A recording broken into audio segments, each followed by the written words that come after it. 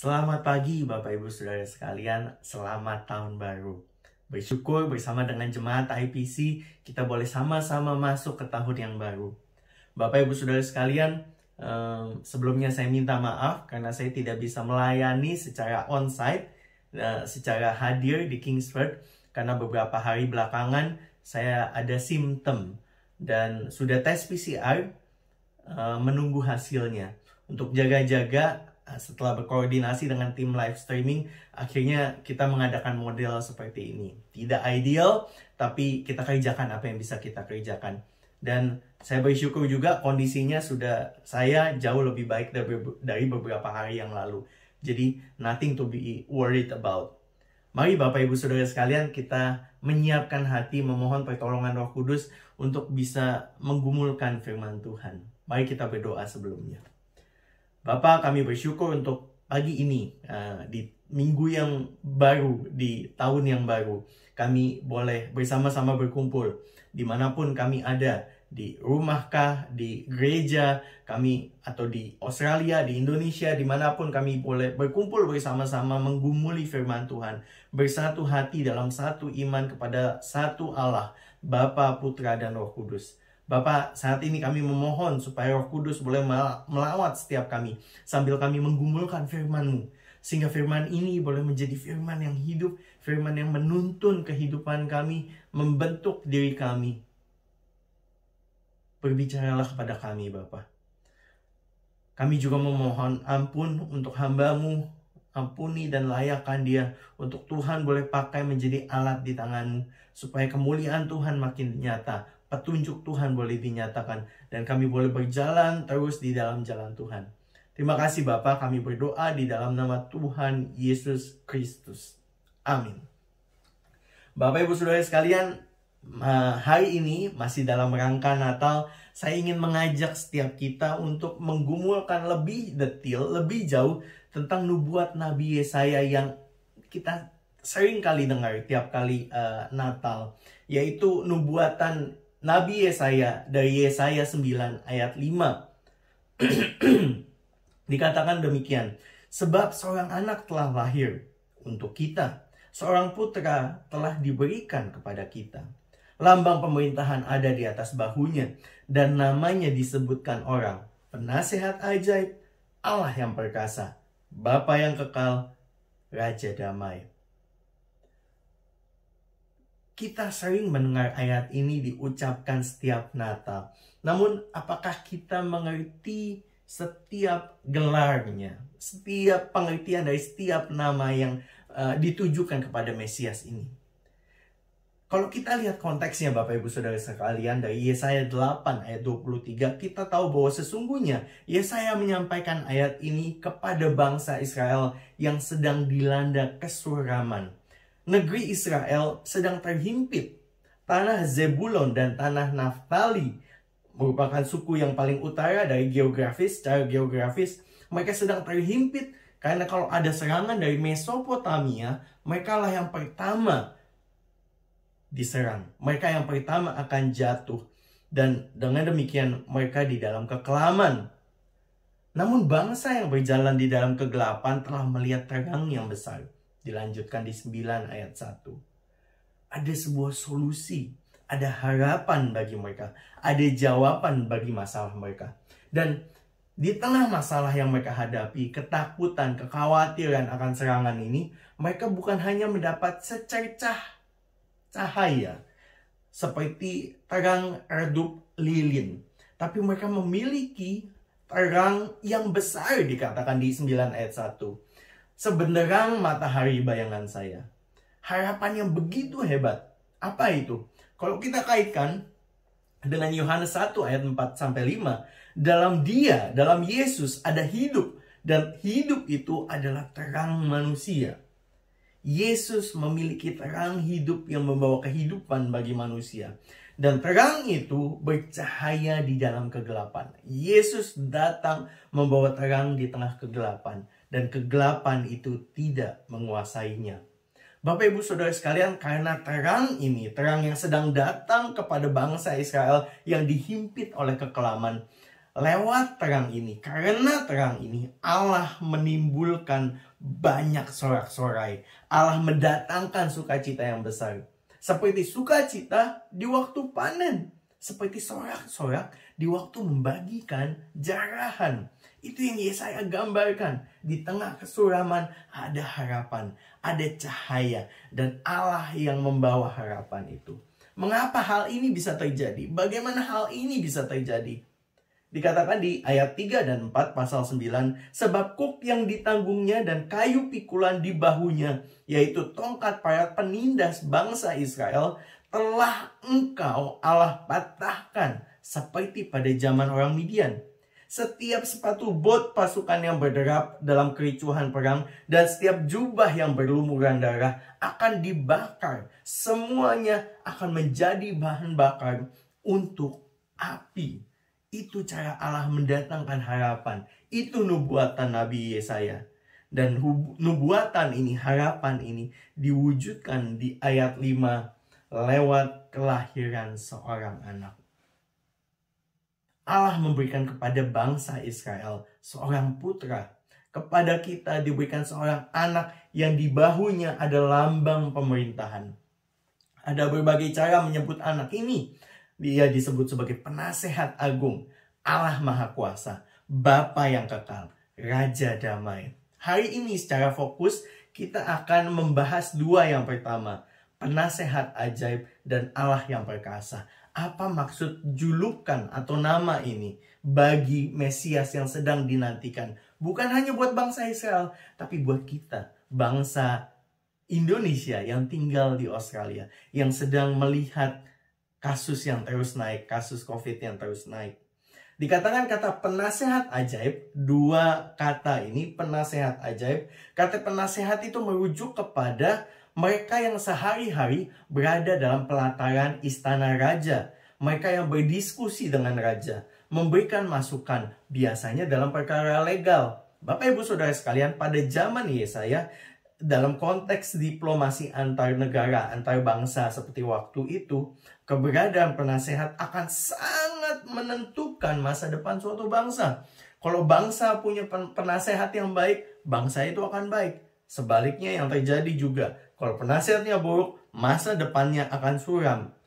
Contohnya 2 Samuel 16 ayat 23. Dikatakan di situ, Absalom melakukan segala nasihat Ahitofel, sama seperti Raja Daud dahulu.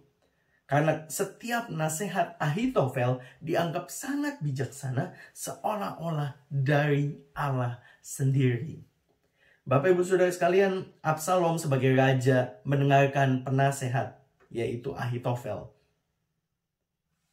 Buat kita sekarang Bapak Ibu Saudara sekalian, seseorang yang bijaksana akan mencari saran, masukan, pendapat ketika mereka sedang planning, membuat suatu rencana. Amsal 15 ayat 22 dikatakan banyak rencana gagal karena kurang penasehat. Penasehat membawa keberhasilan, kata Amsal. Penasehat bisa orang tua kita, Amsal 1 ayat 8. Bisa orang yang lebih senior, lebih pengalaman, Yehezkiel 7 ayat 26.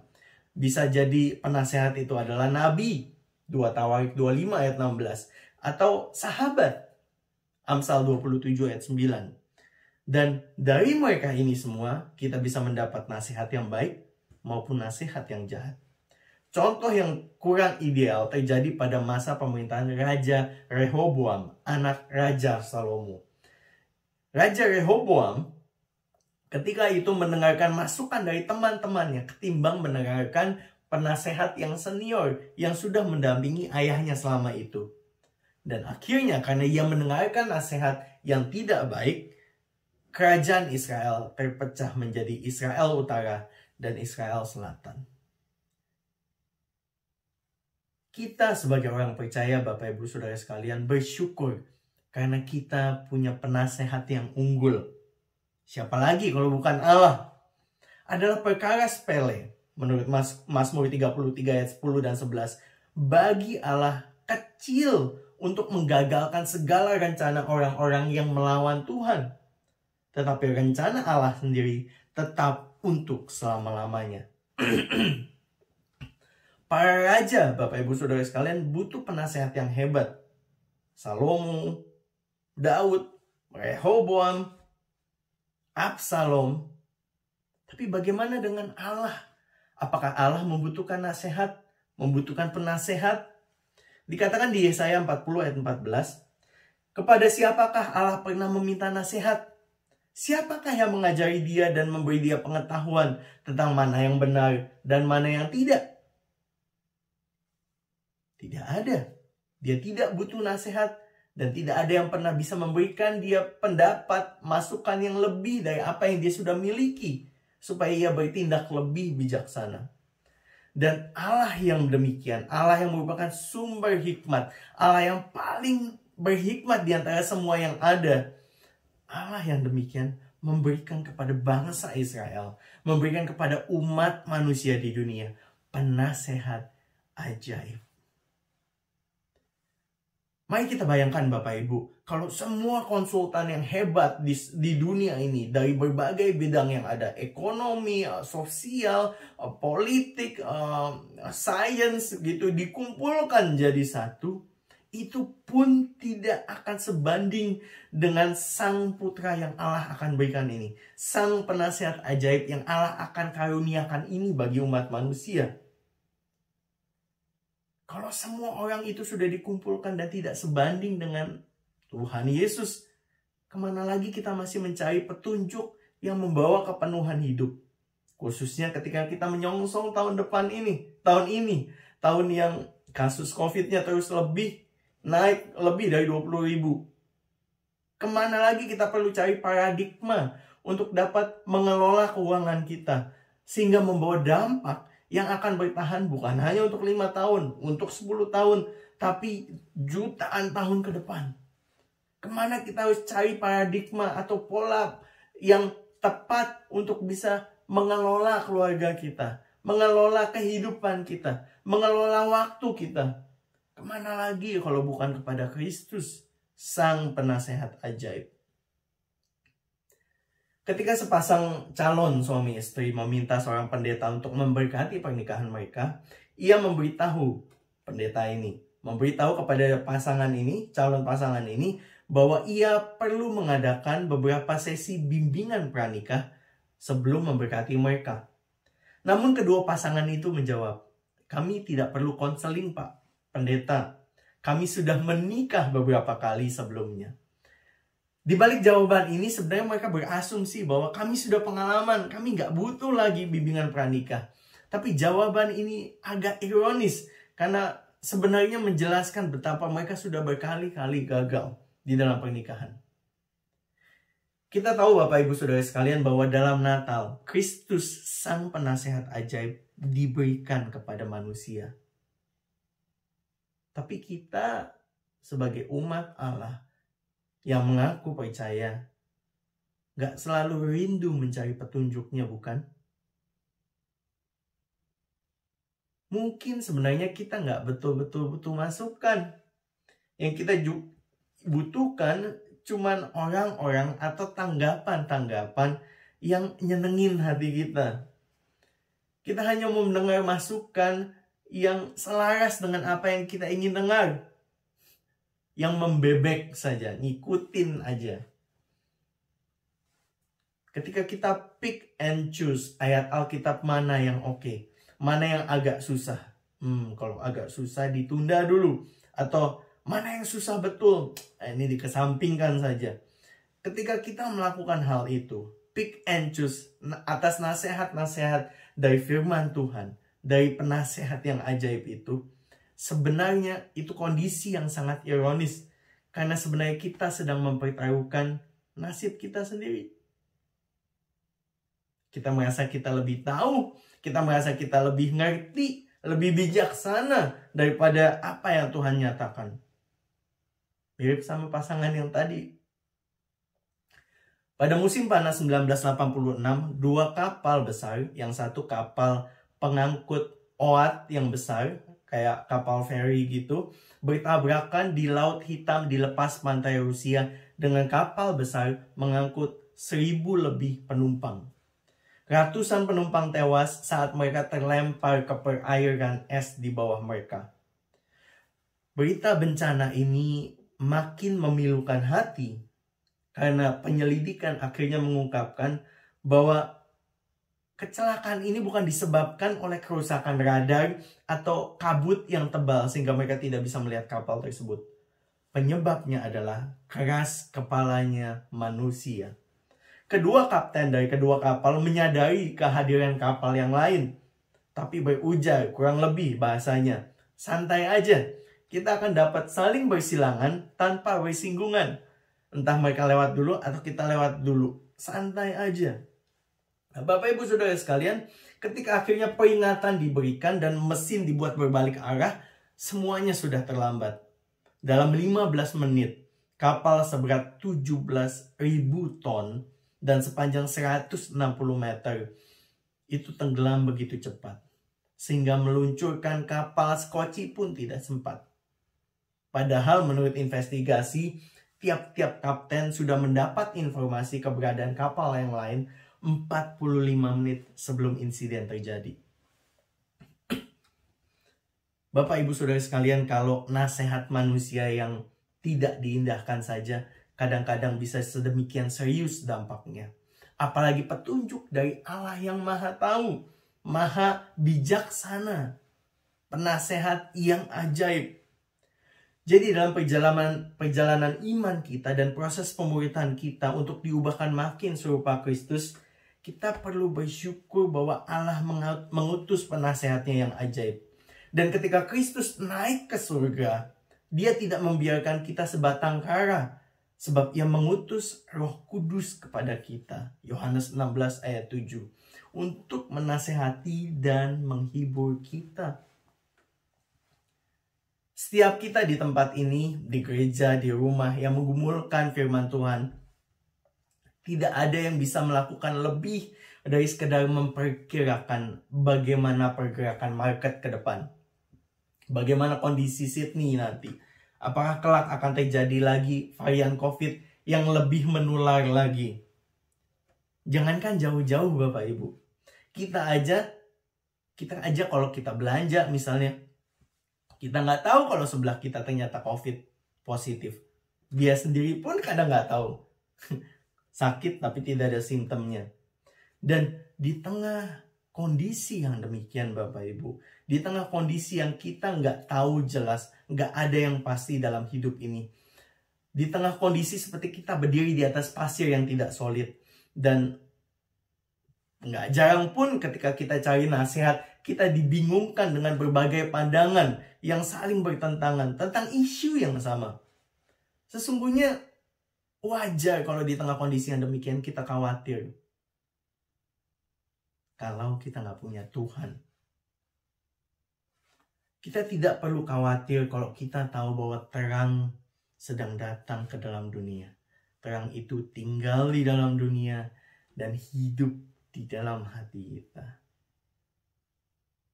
Terang itu tidak hanya jawaban bagi bangsa Israel yang terhimpit di kitab Yesaya, tetapi juga harapan bagi kita yang sedang berjalan di dalam kondisi yang tidak pasti ini.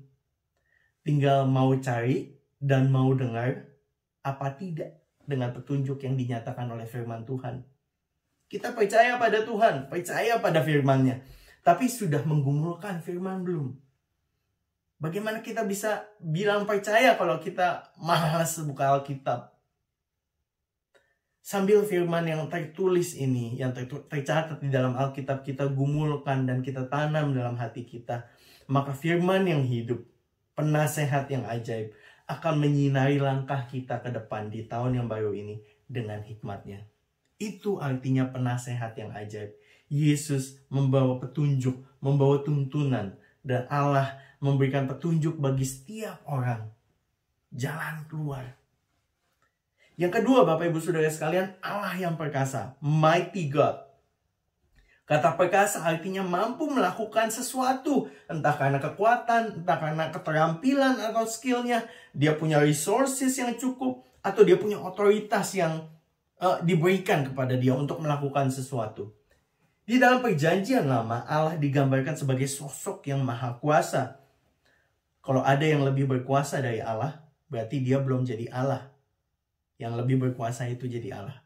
Dan dalam kerangka berpikir teologi Kristen, Allah adalah yang paling puncak, berdiri di puncak piramida itu. Allah adalah yang paling perkasa, paling kuat, paling hebat. Dan karena kuasanya tidak mengenal batas, segala power, segala kuasa yang lain berada di bawah dia, tunduk kepada dia. Bahkan mendapatkan power itu, otoritas itu dari dia sendiri.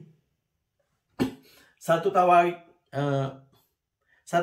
29 ayat 11-12 merangkumkan pengertian ini. Dikatakan dengan cukup apik. Engkau sungguh besar dan berkuasa. Engkau mulia, jaya dan agung. Segala sesuatu di langit dan di bumi adalah milikmu. Engkau raja yang agung, penguasa atas segalanya. Semua kekayaan, kemakmuran berasal darimu. Segala sesuatu engkau kuasai dengan kekuatan dan kedaulatanmu. Engkau berkuasa membuat siapa saja menjadi orang besar dan kuat. Bapak Ibu Saudara sekalian, bicara tentang kuasa, perkasa, kehebatan. Menurut Guinness Book of Records, orang yang paling kuat di dunia adalah Eddie Hall, yang tahun 2016 kemarin berhasil angkat beban sebanyak, ada yang bisa tebak? Eddie Hall berhasil mengangkat beban seberat 500 kg. Saya ngangkat koper aja, kadang kalau salah bisa kejepit begitu ya, keseleo. Ini dia bisa angkat 500 kg Bapak Ibu. Kalau diukur dari resources atau kekayaan, orang yang paling hebat, paling berkuasa, paling perkasa di dunia per Desember 2021 kemarin adalah Elon Musk dengan kekayaan 278 billion US dollar. Billion itu nolnya Bapak Ibu, ada 9 US dollar, 278 billion US dollar. Atau kalau kita mendasarkan kuasa atau kekuatan, keperkasaan berdasarkan skill, dikatakan kalau kita pakai alat ukurnya IQ, Michael Kearney termasuk orang yang paling cerdas di dunia. Tergantung alat tes yang dipakai, IQ-nya bisa 200 sampai 325 poinnya. Sebagai perbandingan, IQ-nya Albert Einstein itu 160. Dia 200 sampai 325. Kalau berdasarkan pengaruh politik, presiden-presiden hebat di dunia saat ini merupakan orang yang paling berkuasa. Misalnya Presiden China, Xi Jinping, atau Rusia, Vladimir Putin, termasuk orang yang paling berkuasa. Nah, Bapak Ibu Saudara sekalian, di tengah kondisi yang demikian, ketika Allah mengatakan kepada bangsa Israel dan kepada kita, aku akan memberikan kepadamu seorang putra, Allah yang perkasa. Apa yang kita bayangkan? Mengingat orang yang hebat itu, yang punya banyak duit itu, yang punya banyak pengaruh itu, yang punya banyak skill, keterampilan yang gak semua orang punya. Bagaimana kita membayangkan Yesus ini? Bagaimana dengan Allah Israel? Di perjanjian lama, Allah digambarkan dengan begitu perkasa. Dan dinyatakan lewat bagaimana ia mengadakan segala sesuatu dari tidak ada menjadi ada. Ia mengatur segala sesuatu yang terjadi di alam semesta. Dia tahu nama tiap bintang. Tindakannya ketika menghukum atau menyelamatkan bangsa-bangsa sepanjang perjanjian lama. Dan segala yang dibuatnya bagi umat pilihannya Israel. Menunjukkan betapa perkasanya Allah Israel. Lalu kuasanya yang luar biasa ini diwujudkan lewat seorang pribadi yang diutus bagi manusia. Pribadi ini mengadakan mukjizat, menyembuhkan, mengusir setan, membangkitkan pribadi yang mati. Bahkan dia sendiri pada akhirnya mati, tapi dibangkitkan oleh Allah. Allah menyatakan kuasanya pada waktunya kelak di akhir zaman. Pribadi ini akan datang.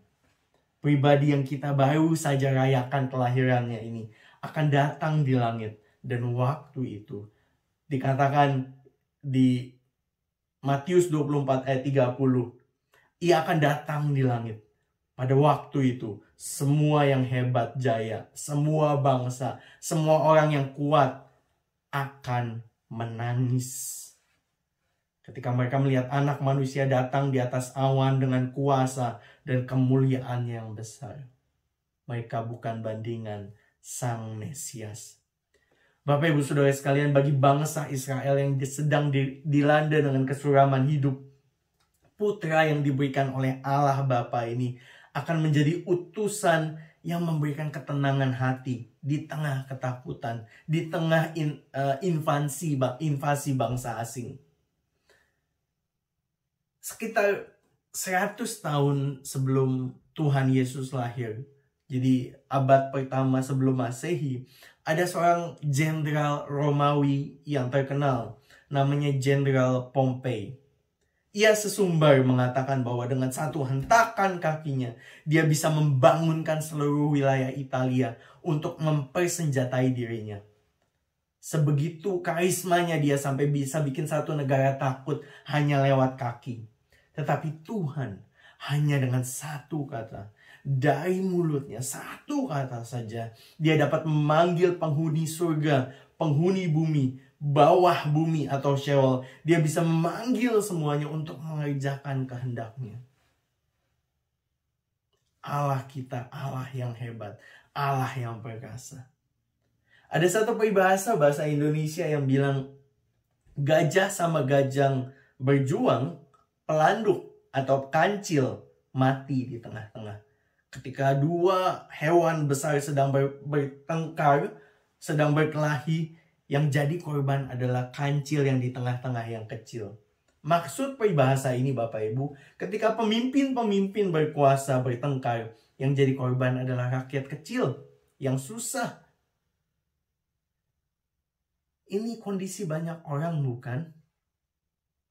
Kita yang gak punya network, kita yang gak punya pengaruh, kita yang gak punya resources, kita yang gak punya suara, atau saudara-saudara kita yang di negara berkembang, yang gak punya hak untuk bahkan ngomong membela diri.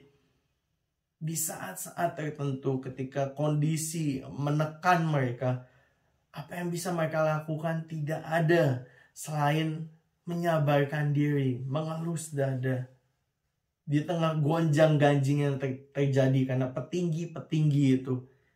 Kadang-kadang orang-orang, anak-anak Tuhan, gak bisa melakukan apa-apa. Kita gak punya kendali atas waktu kita. Kapan Tuhan bisa panggil, Tuhan mau panggil, Tuhan panggil. Kita gak punya kendali atas virus. Kita gak bisa setir, boleh kena ke kita atau enggak. Kenanya belok ke kiri atau belok ke kanan. Kita bahkan gak bisa punya kendali atas anak-anak kita. Anak-anak yang mungkin dilahirkan sendiri ketika mereka sudah besar. Kita gak punya kendali atas polisi pemerintah kadang-kadang yang mendiskreditkan nilai-nilai kekristenan di masyarakat. Atau bahkan kita gak punya kendali atas jalan hidup kita. Kita gak berdaya Bapak Ibu. Dalam situasi atau setting tertentu, sadarkah kita kalau kita sebenarnya gak bisa ngatur apapun? Tapi di tengah kondisi itu, di tengah ketika hal buruk terjadi dan kita tidak bisa mengelaknya, apakah kita tinggal berputus asa, meratapi diri, mengasihani diri? Apakah kita tidak bisa melakukan hal-hal lain? Apa artinya kalau di tengah kondisi yang sedih itu kita punya Allah yang luar biasa? Hudson Taylor, pendiri China Inland Mission, mengetahui rahasia kekuatan melalui kelemahan. Ketika disanjung oleh seorang teman tentang peranan yang dia kerjakan di China lewat pelayanan misinya, Hudson Taylor menjawab, Sepertinya bagi saya, Allah melihat seluruh dunia untuk menemukan seorang pria yang cukup lemah melakukan pekerjaannya. Dan ketika akhirnya dia menemukan saya, dia berkata, nah ini saja, dia cukup lemah, dia akan melakukannya. Ketika temannya memuji Hudson Taylor, dia bilang dia adalah yang paling lemah. Dan Tuhan sengaja pilih dia, yang paling lemah itu. Semua raksasa-raksasa iman, orang-orang hebat yang mengerjakan hal besar, menurut Hudson Taylor, adalah sebenarnya orang-orang lemah yang melakukan hal besar bagi Tuhan. Karena mereka memperhitungkan dan melibatkan Tuhan dalam hidup mereka. Hudson Taylor nggak tahu Bapak Ibu membayangkan seperti apa. Dia bukan seorang yang hebat, yang besar, yang tegap. Dia seorang yang kecil. Pria kecil, janggut, pirang. Suaranya nggak bulat. Suaranya tenang dan lembut. Tapi dia mengandalkan Tuhan. Dan sampai akhir hayatnya, ia melalui banyak kemenangan karena ia melaluinya dengan persekutuan bersama Bapa di surga. Bapak Ibu Saudara sekalian, kita tidak bisa atur hidup kita. Kita nggak bisa atur segala sesuatu yang kita inginkan kadang-kadang. Kita nggak bisa atur kapan kekelaman bisa mengunjungi atau jangan mengunjungi kita. Tapi kita tidak boleh lupa bahwa apapun wujud kegelapan hidup itu, kesuraman hidup itu, tantangan itu, tidak akan ada yang dapat mengalahkan terang yang besar yang dinubuatkan oleh Yesaya. Nggak peduli betapa gelapnya hidup kita, pekatnya masalah kita, sulitnya kecanduan kita, beratnya pergumulan kita. Kalau Kristus hidup dan diam dalam kita, kita punya terang yang tak terkuasai oleh malam. Sebab Tuhan Yesus adalah lux mundi, cahaya dunia. Dan di dalamnya kita kuat mengerjakan panggilannya dalam hidup ini. Macam Maria yang mengatakan, sesungguhnya aku ini hamba Tuhan, terjadilah padaku menurut perkataanmu. Bapak Ibu Saudara sekalian, di awal tahun ini bersyukur Allah memberikan kita janji penyertaannya lewat firman ini. Ia adalah Allah yang Immanuel. Lewat Kristus Sang Penasehat ajaib, Allah yang perkasa, kita bisa yakin bahwa harapan tidak akan padam. Tetapi lebih dari sekedar ungkapan manis, macam kita lihat kata-kata yang memotivasi di media sosial atau di TV. Saya berharap firman ini boleh mendorong kita Bapak Ibu. Apakah kita mau meresponi firman Tuhan dengan makin independen ketimbang makin bergantung sama kekuatan kita? Karena memang Dia Allah yang perkasa. Apakah kita mau mengandalkan hikmat Tuhan ketimbang kekuatan diri kita atau pemikiran kita? Karena memang Ia adalah Allah penasehat ajaib. Kiranya kita bisa mengalami Tuhan Yesus sebagai penasehat yang ajaib dan Allah yang perkasa. Sehingga terang yang besar itu boleh terus menyinari hari kita, minggu kita, bulan kita, langkah-langkah kita ke depan. Amin. Mari kita berdoa. Bapa, kami bersyukur untuk kesempatan kami hari ini boleh menggumulkan firman-Mu. Berbicaralah terus kepada kami. Pakai Roh Kudus pakai kami, jamah kami, supaya firman Tuhan boleh terus mewarnai kehidupan kami, supaya kami boleh terus menghadapi masa depan yang tidak pasti dengan iman yang tetap teguh. Terima kasih Bapa untuk firman-Mu. Kami berdoa di dalam nama Tuhan Yesus Kristus. Amin. Tuhan memberkati.